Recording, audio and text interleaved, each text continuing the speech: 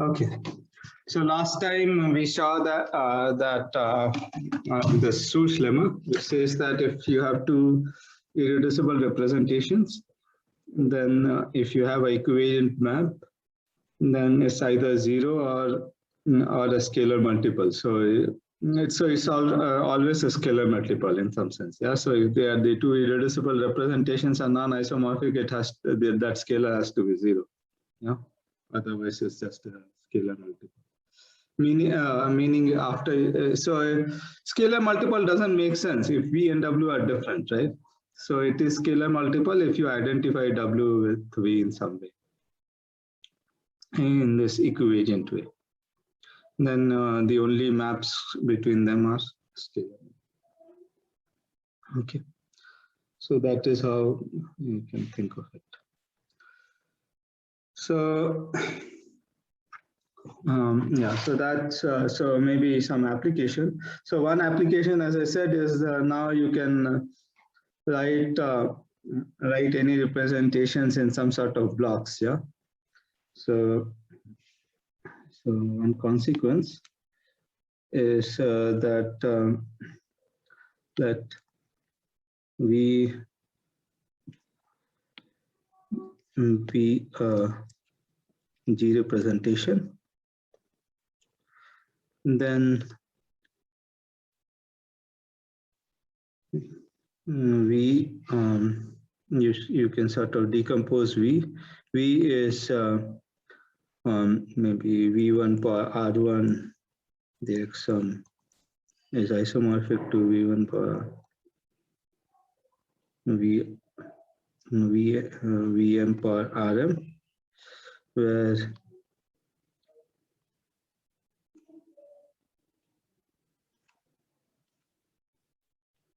VI's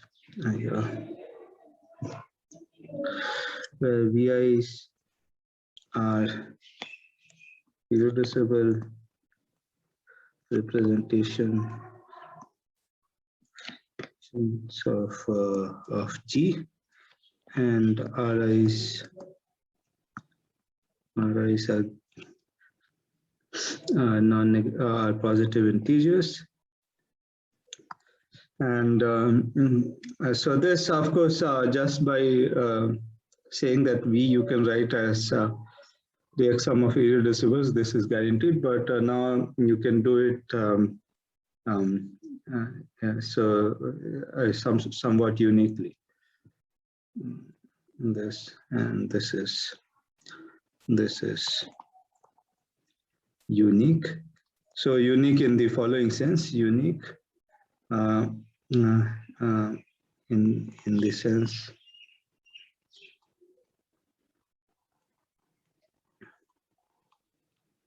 that if V is isomorphic to Wi for so Ri prime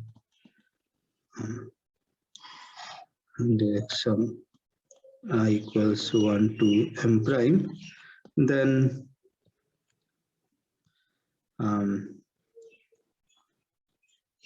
M prime has to be equal to M, and Ri prime has to be equal to Ri.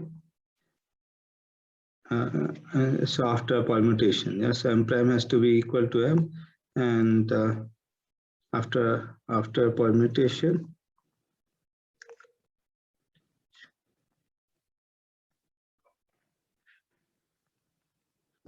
of 1 to M.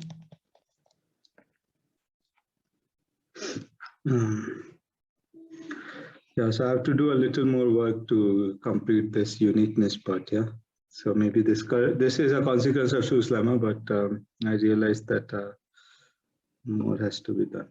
Yeah. So M prime equals M, and after permutation, VI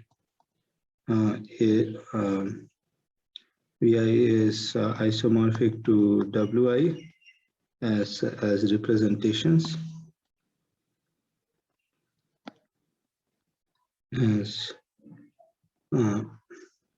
G representations and Ri is equal to Ri prime. Okay, so in that sense, it's unique. So, yeah. So basically, yeah. So let me see. Yeah. So let me try and prove this. Yeah. Maybe this is okay.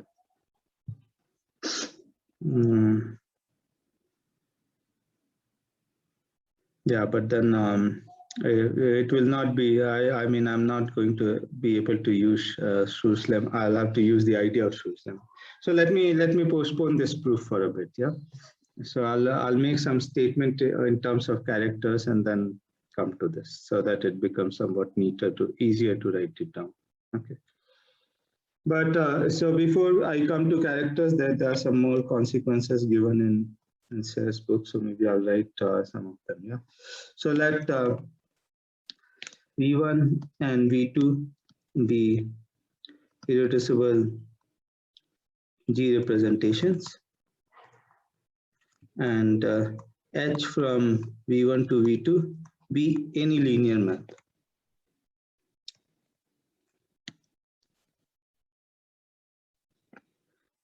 So of course, if H is any linear map, it need not be nice, yeah. Meaning it need not be a scalar multiple or anything, yeah. So it could be any map, but there is a way to get so given a linear map, there is a way to make it into equivalent map. Yeah, there we learned a technique. Yeah, so let H naught be the map, a linear map from V1 to V2, given by H naught of V is 1 over size of G. So this averaging technique which we try to do. So you first apply. So it starts with V1. Yeah. So you first apply row V1 of G to V. So maybe I'll write it without this subscript V. Yeah, I just want to write it like a map. Yeah, so I can put V here, but that's just unnecessary. So as a map, I'm just trying to give you directly. So row V1Z will take V1 to itself. Then you put H, and then you get into V2. So what you do is row V2 inverse of G. Yeah. Or you can put G inverse here. Either way is fine. Yeah. G in G. Okay. So and then this is a map. So H naught is a map from V1 to V2. Yeah. So then what you can say is then if one case is if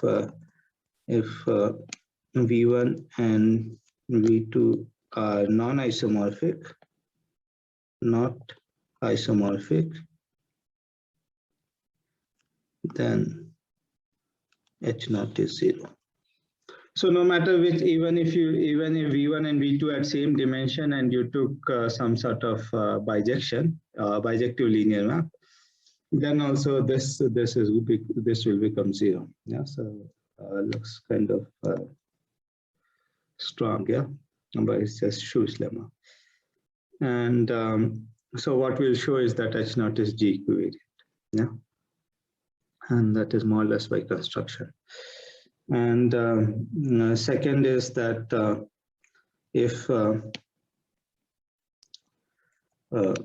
V1 and V2 are isomorphic, V1 and V2, the V1 equals V2. So then it becomes an endomorphism, so that we can talk about V1 equals V2. And rho V1, so, and the representations are also same. Rho V1 is equal to rho V2. So they are the same representation. So V1 and V2 are same representation. Then of course, H, you start with some linear map. H0, you will get some other linear map. Yeah. But we know by Schur's lemma that it should be it should be scalar multiple. Yeah. Then H0 is scalar multiple, and you can also say what scalar multiple. Yeah. So yeah, so what was the, I think it's trace of H times trace of H, 1 over n times trace of H, where n is the dimension of V, where n equals dimension V. Okay. So let me just confirm this. I think it's division, not multiplication. So it comes. It's correct, sir. This is correct. Yeah. So let's see a proof of this thing quickly. So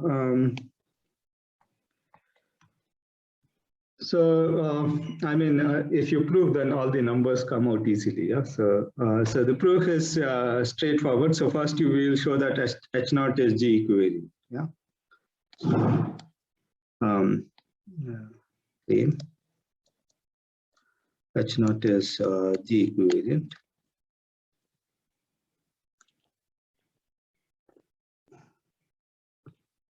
So why is H0 G equivariant? So you take so what does G equivariant mean? So rho so rho V1 of so what it means is that G H0 of G dot V should be same as G dot H0 V. Yeah, so if you want to write it, but in the first one, this dot is with respect to V1, and this one is with respect to V2. Yeah, this multiplication, this action is on V2. So if you want to write it very explicitly in terms of this rows, then what it means is that rho V1G applied to V, and then if you apply H0.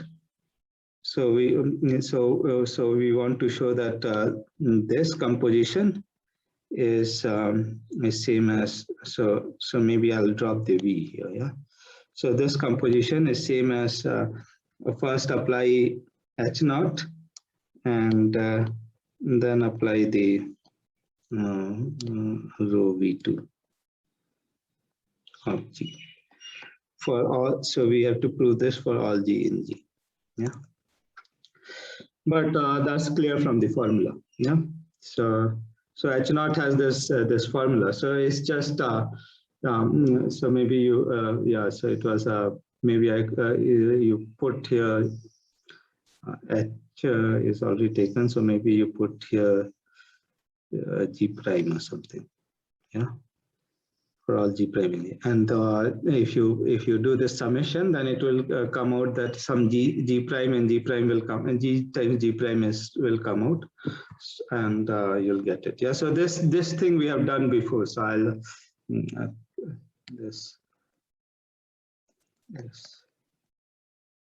this follows by plugging in H0.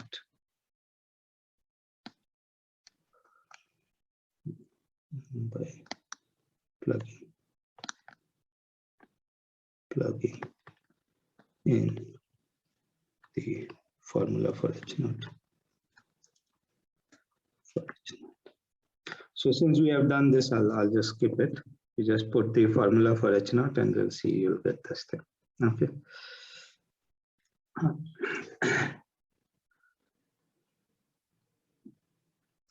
I hope this is okay. Yeah. So H naught is G equivariant.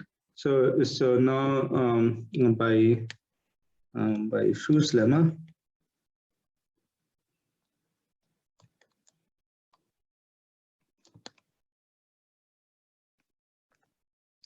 one is immediate. So one tells you, so if V1 and V2 are not isomorphic, then H naught has to be 0. And for 2, we'll just compute, yeah. And for 2,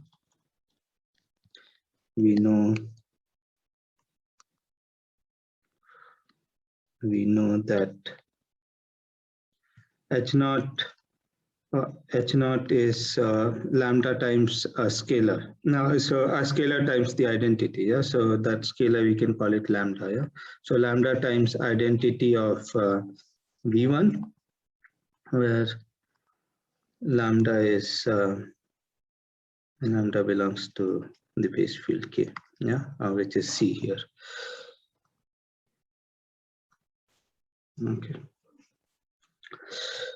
So now the point is trace of H naught is lambda times n, yeah, and which implies trace of H naught is lambda times n. But trace of H naught you can also compute using this formula, yeah.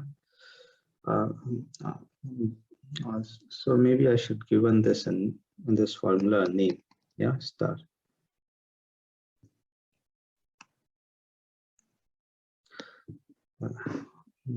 By star, trace of H naught is trace of that sum. So sum of matrices and so on, the trace is the same thing. So maybe I can put the trace inside. So it is 1 over size of G, summation G in G, trace of this product. So now the representations are both the same, rho V1 G inverse H rho V1 G.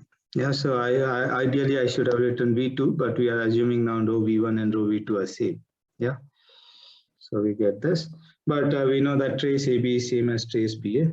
So what you get is that this is same as 1 over size of G times summation G in G. So if you switch these two, then rho V1G, rho V1G times rho V1G inverse cancels out, and you just get trace of H.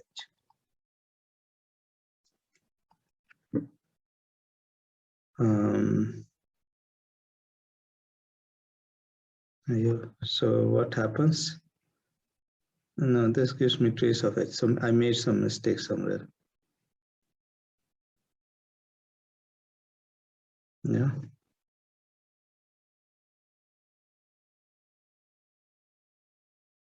1 second. Now what happened?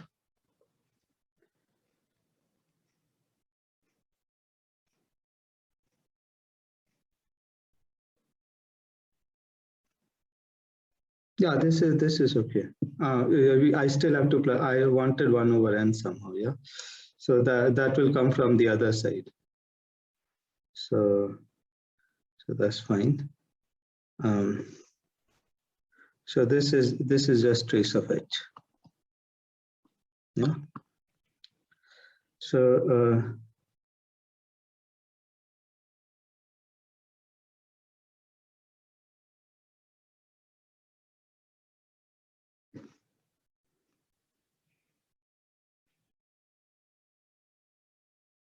yeah.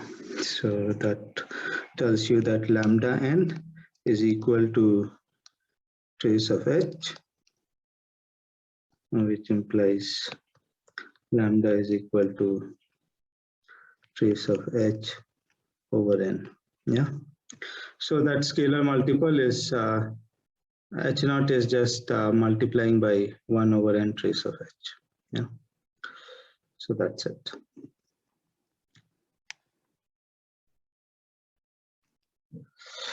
Okay. Any questions? Okay, so I suppose I went, since I got stuck, this was slow enough for you to understand even before I completed the proof. Yeah. Okay, so this is one consequence. So you can write in terms of some matrices, but I'll skip that. That's just for people who don't understand it, the relation between matrices and linear maps. So the next thing I want to do is define some inner product on characters, and that we will use somehow to give the decomposition of any representation. Okay. So okay, so let's do that. Also, so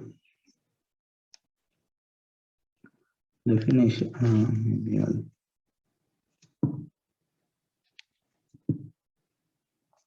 definition. Let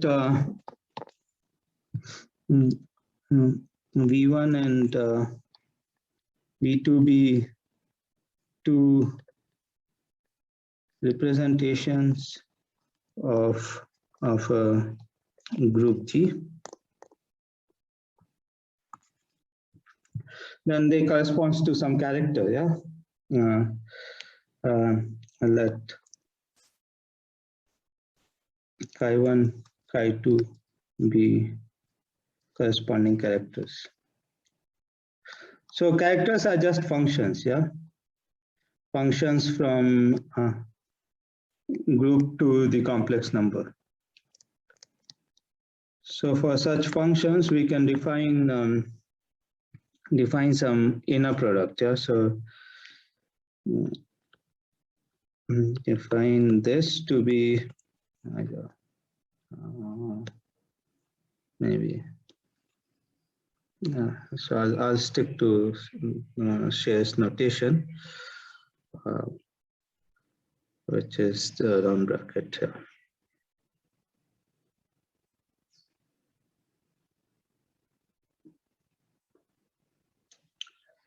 So, and beach may he has a line. So this is defined as summation G in G, chi1 is linear in first and chi1 G, chi2 bar G. Okay, so this will be a so given two characters, you'll get a number out of it, yeah, a complex number. So this inner product we'll study. So what we'll show is that if we take two irreducible representation, and if we do this inner product between the characters, then if the representations are trivial, are distinct, then this inner product is 0. And if they are same, then it becomes multiple of size of G. So I should scale it down as well. So so 1 over size of G. Okay. Note that this as G complex values functions on G, this is linear in first variable,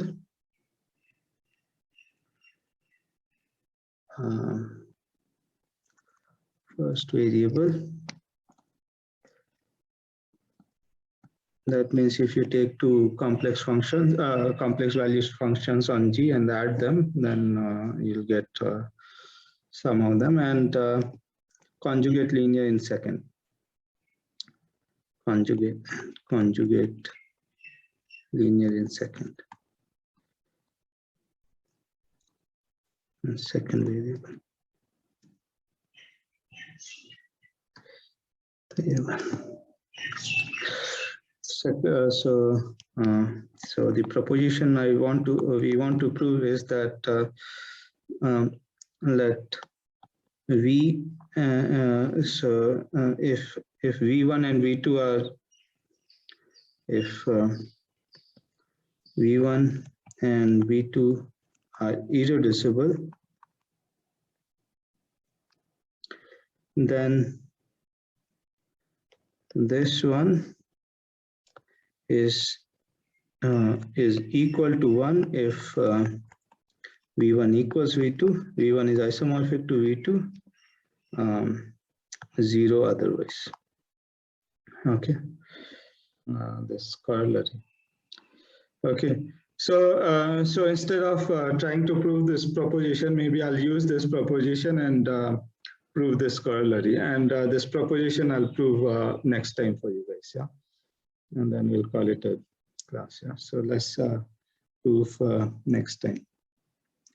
Next class. So let's just use this to prove this corollary.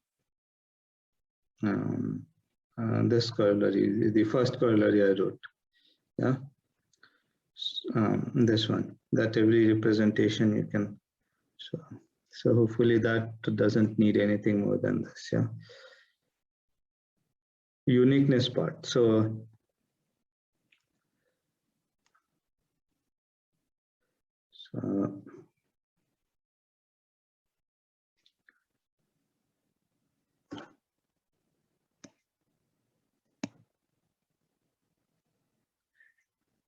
let's call it corollary 1. Yeah. So proof of corollary 1 using proposition.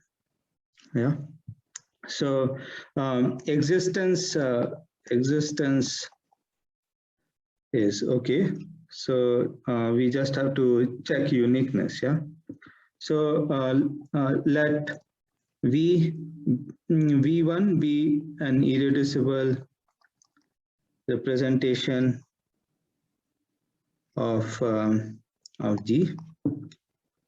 The presentation of G, and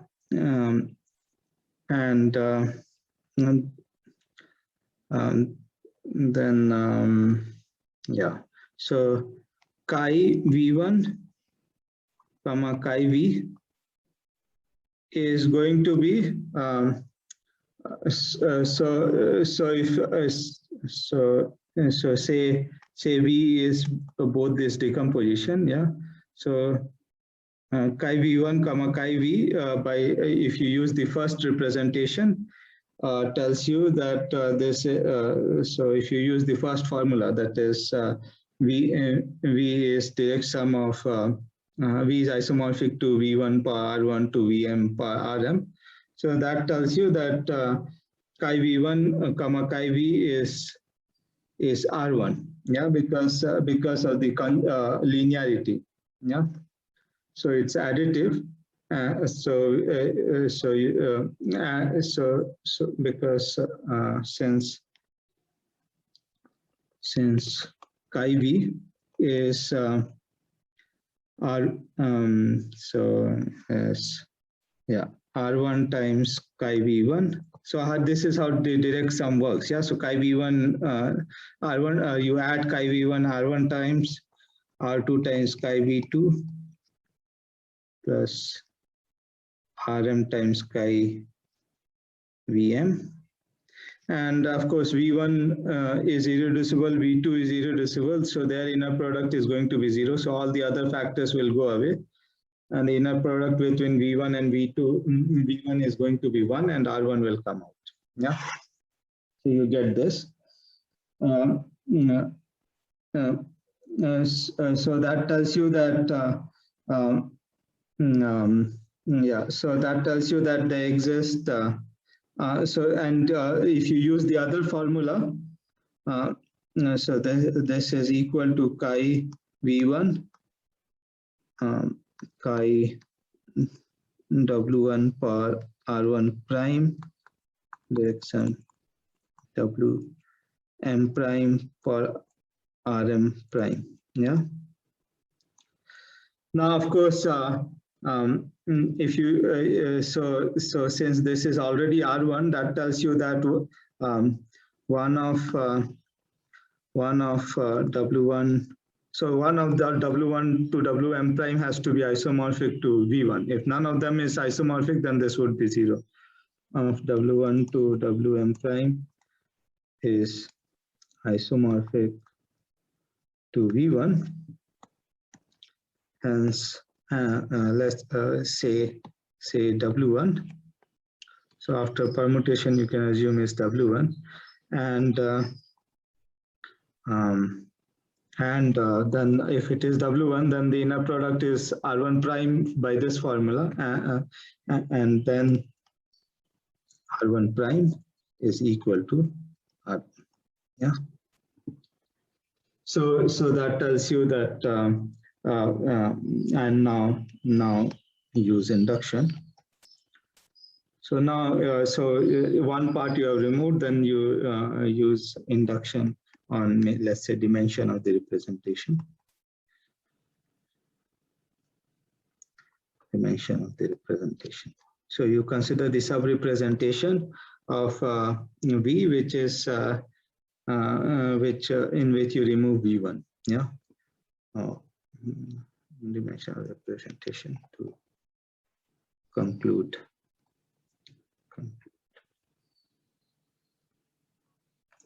that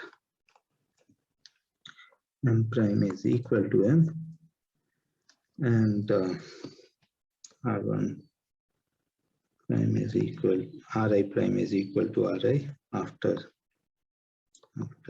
reordering. So this part, once you have that result, then this part is it's conceptual, so it's not that difficult. Yeah? So that takes care of the corollary. So I still have to give you the proof of this proposition. So this I'll do next time. Okay. So let me stop here. Sorry about the noise.